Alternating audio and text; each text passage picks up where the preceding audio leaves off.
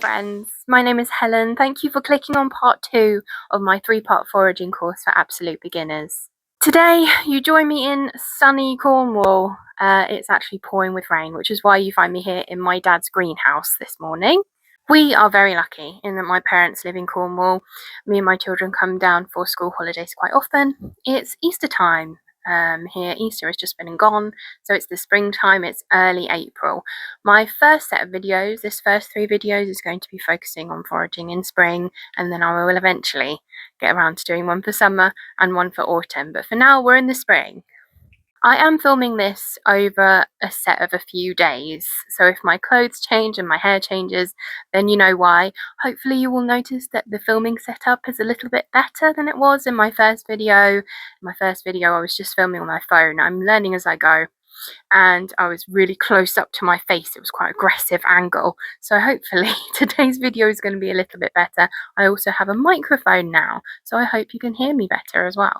The purpose of this course is for people who are interested in foraging, but maybe haven't done very much of it before and are not sure where to start, or have a bit of fear around foraging about picking the wrong things. So part 1 was focusing on food, foraging for food. Today we're going to be looking at some plant medicines that we can forage that are good for beginners.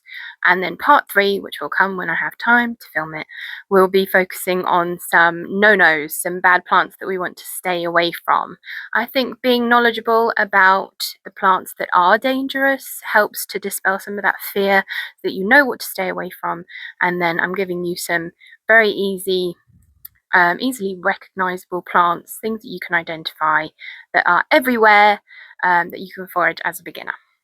I am trying to focus on plants that grow everywhere, so it doesn't matter where in the UK you might be, even in different countries possibly, you will find these plants growing all over the place, because I'm trying to focus on things that are abundant. But in today's video I am in Cornwall, and there is one plant in the video that I'm including because it's everywhere here, but it does like to grow near the coast. So if you're not near the coast, you probably won't find it, but if you do live near the sea, then it will be helpful for you. Okay, today as we are talking about medicines, I do have to say, if you're going to take any form of herbal medicine or plant medicine, it's always good to consult your doctor first, especially if you are pregnant or breastfeeding. It's always a good idea to consult your doctor, because even though these are herbal remedies, sometimes they can still interfere with conventional medicine.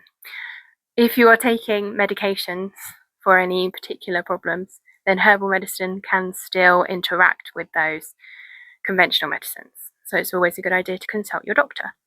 Now, lastly, before we go, I need to go through the foraging rules that I went through in my first video, just very quickly. I went in more depth in that first video, so go and watch that one first, please. So firstly, we don't uproot anything when we're foraging. In the UK, I don't know about outside of the UK, but it is illegal here to uproot or to destroy plants when you are foraging. So don't do that, you can be prosecuted. Secondly, just from a morality standpoint, we only take what we need and we leave as much as we can. That is so as we don't disturb the ecosystem, and it's also for fellow foragers, so that there's more there for other people. Having said all of that, I tend to waffle on. I apologise in advance because I will waffle, but I'm done waffling now. Let's go and find us our first plant of the day. I did just say let's go, but before we go I had to show you this. I'm lucky enough that my parents have a patch of wild garlic growing at the bottom of their garden, right next to the chickens. Hello chickies! And wild garlic is a favourite of, I think, every forager in the springtime. I'm going to try not to go on about it because this is about medicine and not food, and this is food. But just very quickly, wild garlic likes to grow in damp places. I often find it near rivers and things like that on the forest floor. When you find it, you'll usually find carpets of it. And the way to determine what it is generally is the smell. It smells deliciously garlicky. Things that look like this, like bluebell leaves or lords and ladies is one, they don't smell like garlic. So if you are looking for wild garlic, which I like to use in pestos and flavoured butters, things like that. It's really a delicious green. If you're looking for it, pick a bit and sniff it. If it smells like garlic, then you're probably onto a winner. But I'm not going to go on about it and give you all the details for it, because that's what we're after today.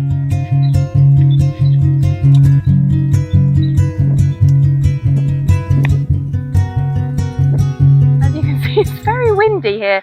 I'm hoping that you can hear me with my little fluffy addition to my microphone.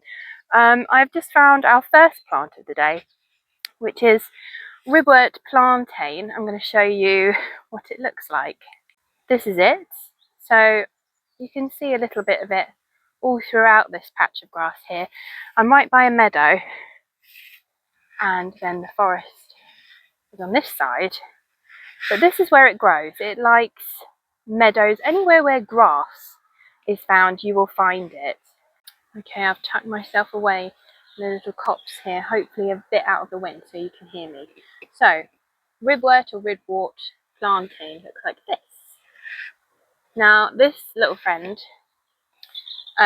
grows everywhere. Anywhere where you find grass, you will probably find some. Either that or its counterpart, broadleaf plantain. Ribwort plantain, its posh name is Plantago lanceolata, and broadleaf plantain, Plantago major. They are both excellent medicinal herbs. Now, it's very easy to identify, which makes it very beginner friendly. Anywhere in grass where you see a leaf either round like this, which is broadleaf, or a skinny leaf like this, quite long, growing up from the ground with these ribs along the back, that's what you are looking for. These very pronounced ribs running along the back of the leaf. That's plantain. Its flowers, so this is the stem, and on the top here, that's where the flowers will be. Its flowers will be white, and they're not out yet because it's only just April. The plant itself doesn't taste great. I wouldn't put that in a salad. Personally, you can obviously eat it. All these plants are edible. But this little flower head, they're out right now. If you eat these flower heads, and I kid you not, they taste like mushrooms. And I actually think they're quite nice. But we're not here to talk about the food aspect of plantain. We want to talk about the medicinal uses for plantain. So plantain is one of those herbs where if you get stung, either by an insect or by a nettle when you are out in the wilderness, instead of reaching for a dock leaf, which doesn't actually do anything, that's a placebo, reach for a plantain leaf. You can smush it up in your hands and apply it like that, or you can chew it. That's what I do, but some people wouldn't like to do that. You can chew it and then apply it to the stain, and it will help. Stain is an antihistamine, antifungal, antioxidant, analgesic, and a mild antibiotic. I wouldn't take this for a serious infection, but it has mild antibiotic properties. You can use it for a wide variety of things as far as medicine goes. I would dry this leaf out, leave it hanging somewhere to dry completely, and then you can use it as a tea. A lot of people will use that for coughs. It's also, what's that word for when it has mucus in it? Mucilaginous. So it's very good for soothing your throat and soothing your stomach. Basically, plantain is a bit of a wonder herb, and you can use it for lots of things. Okay, that's enough waffling from me. That's ribwort plantain. On to the next.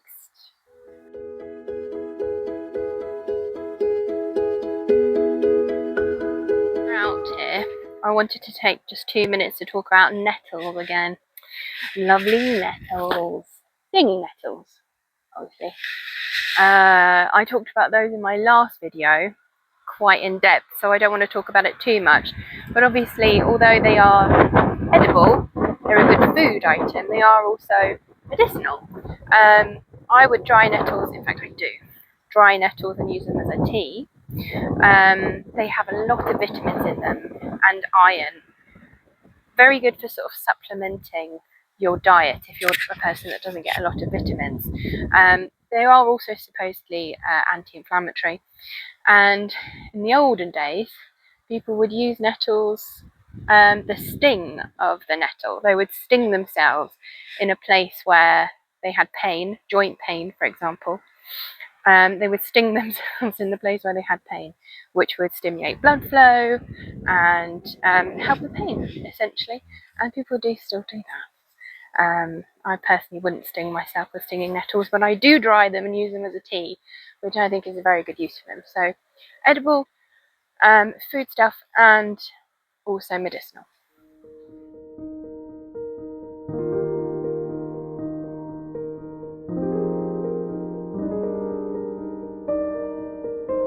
Okay, we're on our next plant.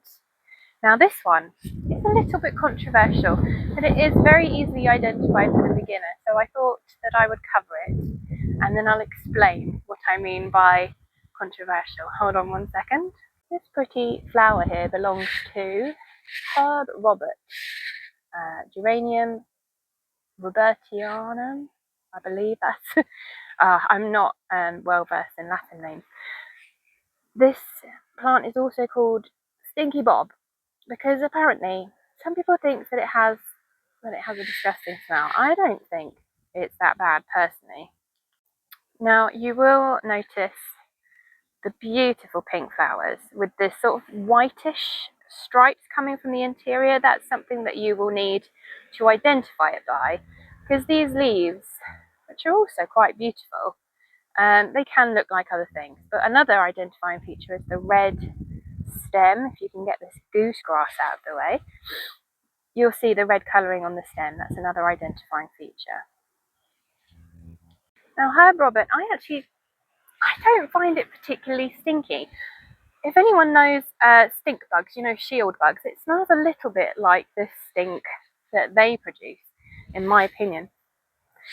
But Herb Robert is again another very useful medicinal herb. Traditionally used to treat ulcers and digestive problems, but there are a lot of very interesting properties with this herb. There's some evidence to suggest things like miracle cures. That's not something that I would necessarily buy into until it's fully researched. Some people think it cures cancer, but I'm very doubtful on that. It is, however, a very useful herb. Now, as with a couple of our herbs that we're going to look at today, this is a wound healing herb used topically, as in not eaten, for cuts and grazes and things like that, if you can find it. Oh, I didn't tell you where it grows. It grows places like this. You've probably got some in your garden. I'm using plants that are generally very widespread and easy to identify, with this being our beginner series. So this will grow on the side of walkways, in the edges of meadows, probably in your garden bed when you don't want it to. Can help with skin cuts and grazes if used topically. I will make a video eventually showing everybody how to make salves and things with medicinal plants. Essentially, you dry the leaf and the stem. In this case, you'd use the leaf and the stem. You would dry it out, leave it to hang and dry, then infuse it in an oil, like a skin nourishing oil, something like I use sweet almond oil. Let it sit for a month or so and infuse into the oil, and then you would use that oil with beeswax to make a balm. Just checking no one was coming because I don't like filming in front of people. You would use that to make a balm to then place on your skin when you have skin irritation. It's also used in foot baths and things like that to help with inflammation and skin issues. Supposedly it helps things like diabetes and blood sugar and stuff like that, but definitely it's a wound healing herb, and that's what I would use it for. I mentioned that this was a controversial herb, and I say this because it depends what kind of person you are. If you're a superstitious person, this plant is also called death come quickly. It's an old superstition that if you bring the plant into your home, that a death will soon follow. Now that's obviously not something that is backed by science, but if you are either superstitious or you like to believe in folklore, this is not a plant for you. You tend to be somewhere in between. I like to know that things are backed by science, but at the same time, I can be very superstitious. Herb Robert is not one that I personally use, but it is a good beginner-friendly medicine, which is why I am showing you now. Oh, look at these primroses. Loads of them. So that's Herb Robert or Stinky Bob. And now we'll move on to our next.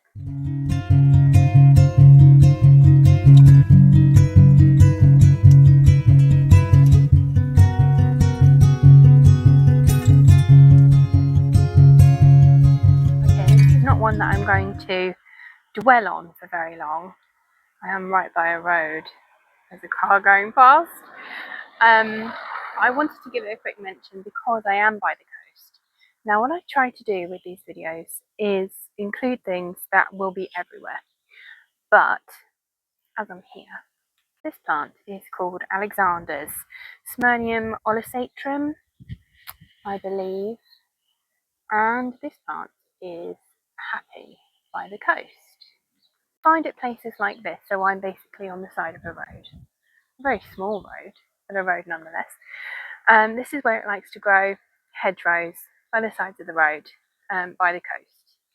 Another reason I don't want to dwell on it is because we are doing medicines today. This is primarily a food stuff. It was used before celery was a thing as a celery-like plant, but it was also used to cure scurvy because it's very high in vitamin C. Will help you identify it, just because if you're a person that lives by the coast, this is a great plant. All parts of this plant are edible. The leaves, the seeds, the flower heads, even the roots, although we don't uproot things when we're foraging. If it's growing on your land, then you can eat the roots. Now, Alexander's, the leaves come in groups of 3. They are trifoliate leaves. You'll find them in groups. The flower heads are umbellifers. Now, this is a plant in the parsley family. The parsley family has some very toxic plants in it, such as hemlock. So you have to be very certain of your identification with plants like this. Now, the reason I'm including this in a beginner's guide is because Alexander's is very, very different to the toxic members of this plant family. Hemlock leaves look extremely different to this. If you look for the trifoliate leaves, then you're on to Alexander's. It also has white flowers, whereas Alexander's has yellow flowers. So, as long as you look for the trifoliate leaf and the yellow flowers, then you're on to Alexander's. The stem of this plant is one that is used most often. It was eaten like celery was. I think it has a really interesting flavour. It tastes a little bit medicinal, but not a lot. And it is almost a little bit sweet. It's a flavour that, like some wild food, is not a flavour that you get anywhere else. So it's one of those things where you just need to pick some and try it yourself and see if you like it. I personally like it. I've made soup with it. My favourite thing to do with it, actually, is in the summer rather than the spring, and it's to use the seeds. The seeds, as they get older, they go dark and black, and you can roast them and use them like peppercorns, and they're really nice in bread and as a seasoning. So that's Alexander's.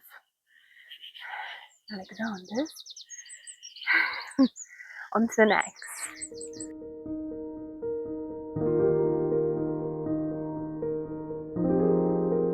Talking of hemlock, this is just down the road from where I was, this beast of a hemlock water dropwort.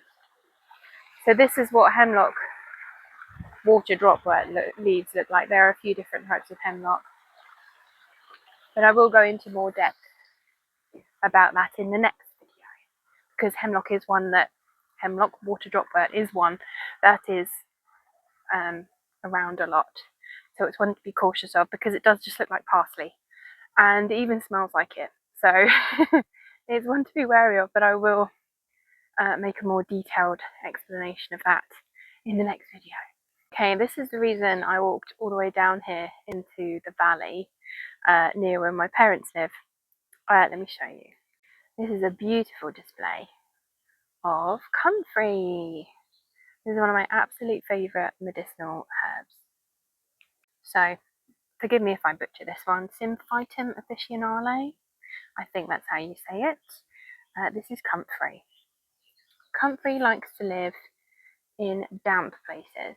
So, you will find it near rivers, along the sides of walkways, down in valleys like this. I mean, this is by the side of the road. I don't often see it by the side of the road, but it's normally along a path where a river is close by. That's where I normally find it. How do we identify comfrey? So, comfrey's leaves are broad and a sort of oval shape. They can be quite hairy. They will feel textured. Can you hear that noise? They will feel quite textured to your fingers. And its flowers, I'm sure you can see, are sort of a bell shape and they droop down. Now the flowers come in lots of different colours. I said at the beginning of this that every plant we're talking about today is edible. That actually isn't technically true. So comfrey is sort of edible. But if you were going to eat it, you would only pick these with the white flowers. Every other sort has an alkaloid in it.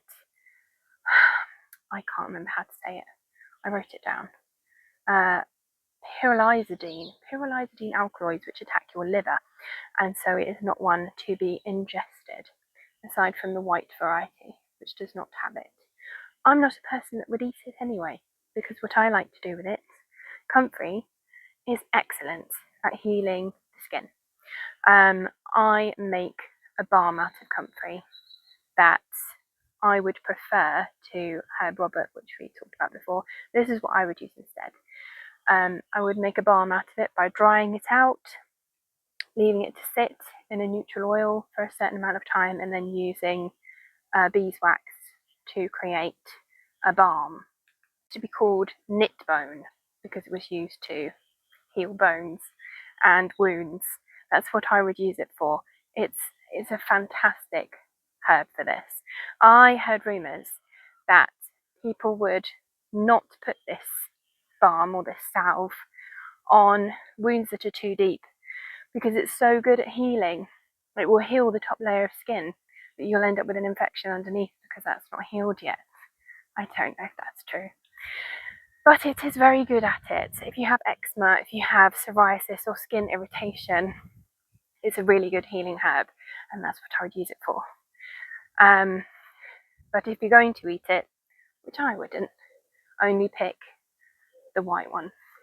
So, to identify, I explained the leaf shape. It's very important that you wait as a beginner to pick comfrey when the flowers have come out. Not only so that you can distinguish between the colours of the flowers, turn this way because it's very bright that way, but also so that you can distinguish it from things like foxglove, which have a very similar leaf, but the flowers are extremely different. So as long as you wait until the flowers are out, then you'll be fine.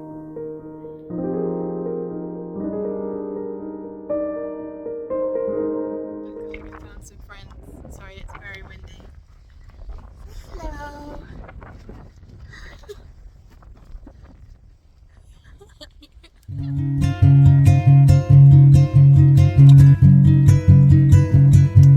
We're on the home stretch now. I'm in my local park.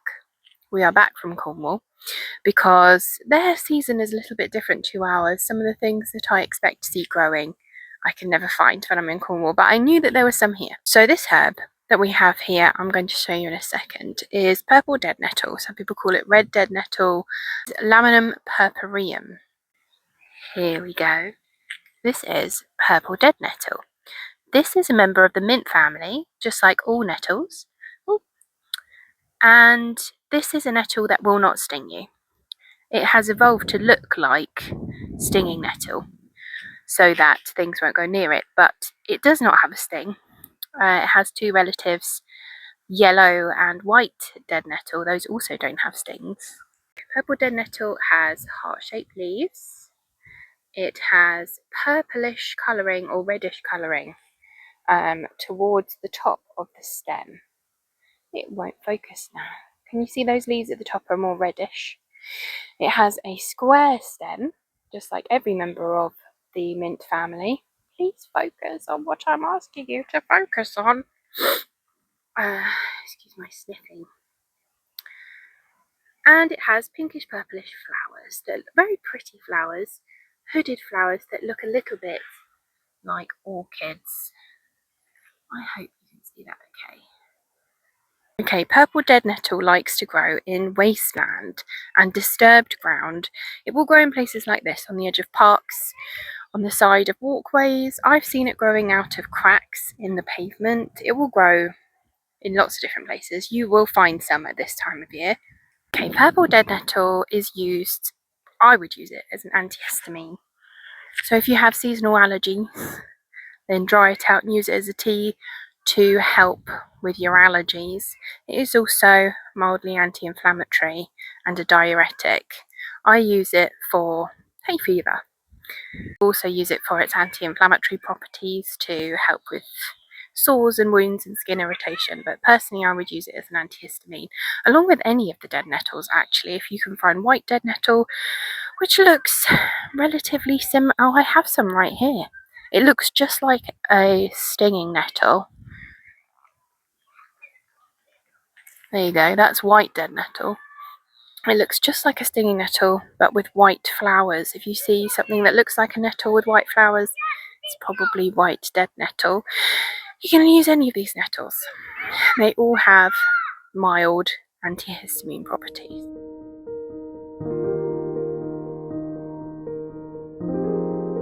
That's the dead nettles. I would like to show you one more. It's very bright just here. There we go. One more plant, I think, for today, because Alexander's is not really a medicinal plant. That is my child, by the way, that's over there. I'm not filming other people's children. So Alexander's, although it has a lot of vitamin C, it's not really a medicinal plant. So I thought I would add one additional one in here. And as we're here, and it's here, I will show you.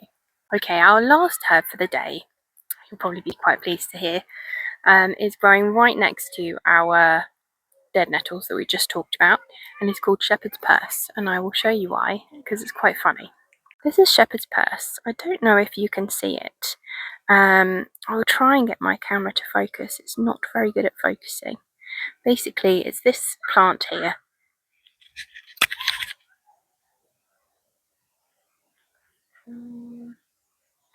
Not very good at focusing.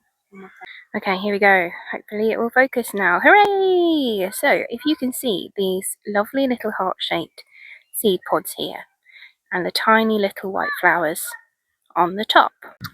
Okay, shepherd's purse, Capsella bursipastoris, which is a bit of a mouthful.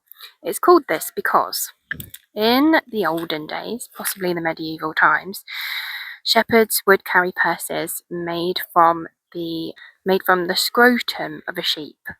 Now, the little heart-shaped seed pods resemble that shape slightly, and that's why it's called this. You'll find it growing anywhere where there is grass. It's one of those that grows around the edge of fields. It grows along pathways. It grows in and around grass. It likes sunny areas. Now, this herb is excellent for women who have difficulty with their menstrual bleeding. It staunches bleeding, and it can be used for wounds, but it's also excellent dried as a tea for those with very, very heavy periods, because it will help to reduce that bleeding somewhat. Now, this is also one that is not to be used during pregnancy or breastfeeding, no matter what. During pregnancy, it can cause uterine contractions. It's definitely one to be avoided if you are pregnant. Do not go near it. But if you have problems with heavy periods, then it can be very helpful. So that's shepherd's purse. There are no children here now, so I can show you. So this is where it's growing, right on the edge of this park, and that's the kind of place that you will find it. Public parks, anywhere there is grass. Shepherd's purse.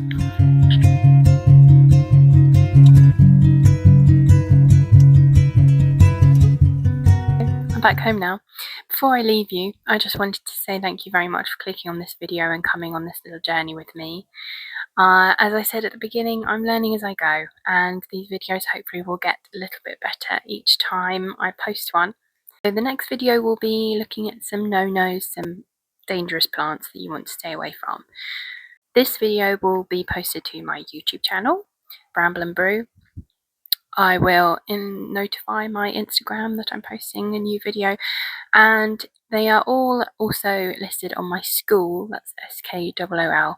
I'm trying to start a community on school for people that are interested in foraging. So if this is how you found the video, then welcome and thank you for joining me. Essentially, this is just something that I'm very passionate about. I love to forage and I love to be out in the wilderness and learning about new things. It's the kind of thing where you're constantly learning and constantly evolving your practice as far as what you forage and what you look for. So if anybody has any questions, please do leave them down in the comments. I will obviously read them.